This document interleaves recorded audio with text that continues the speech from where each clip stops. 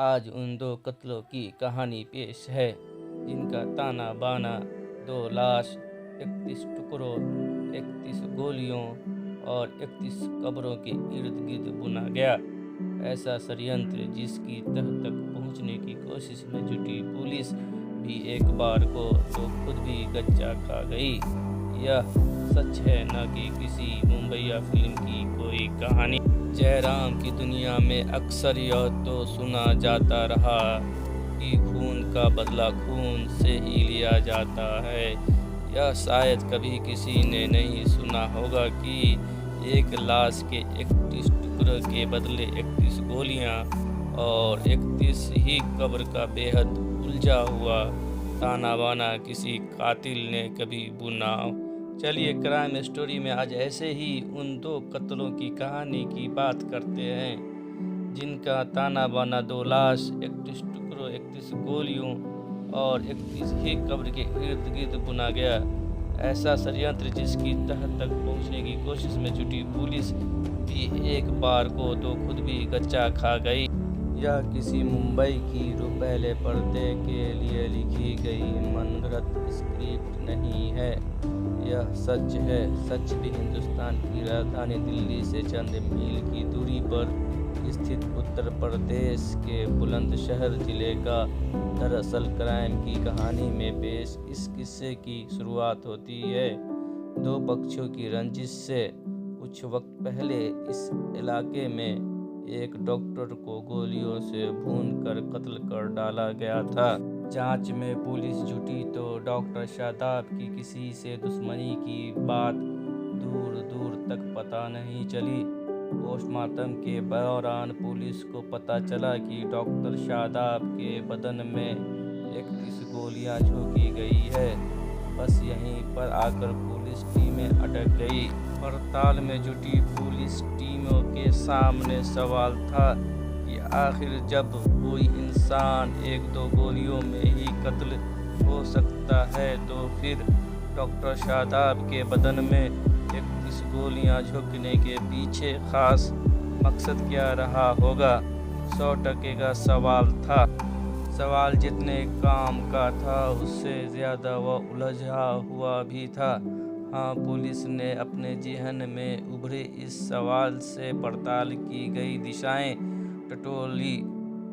मसलन एक इंसान के बदन में कोई इतनी गोलियां चीढ़कर रंजिश ही मारता है, वरना कत्ल तो 1-2 गोलियों से भी हो जाता है। पुलिस के अपने ही इस तर्क को मगर कत्ल किए जा चुके डॉक्टर शादाब के परिवार वालों के बयान ही काट दे रहे थे, क्योंकि परिवार वालों का कहना था कि डॉक्टर शादाब शरीफ चाल चलन वाली शख्सियत थे।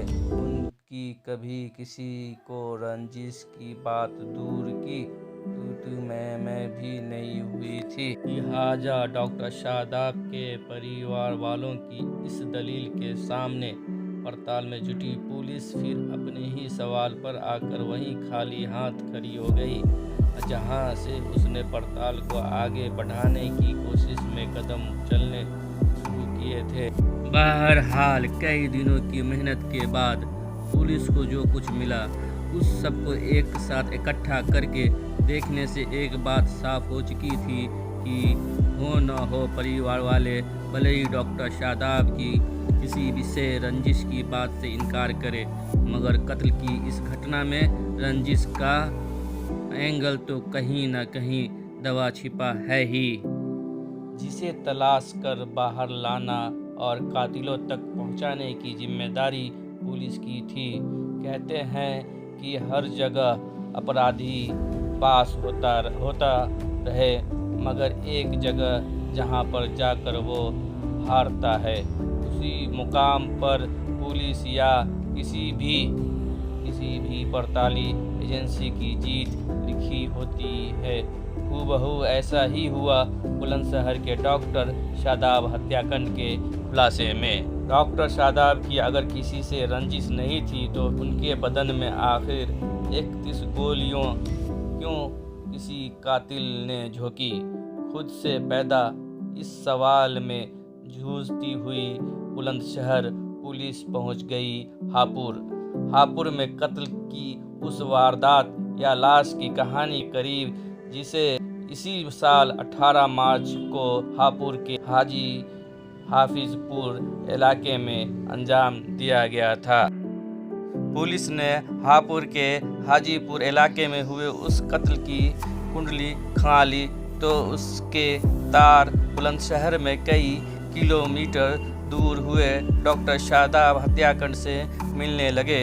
पता चला कि हापुड़ में जिस इरफान नाम के शख्स का कत्ल इसी साल 18 मार्च को किया गया था, उसकी लाश के भी 31 टुकड़े किए गए थे। उन 31 टुकड़ों के लिए हत्यारों ने अलग अलग स्थानों पर 31 ही कब्र गड्ढों का इंतजाम करके उन 31 टुकड़ों को दफन कर दिया गया था।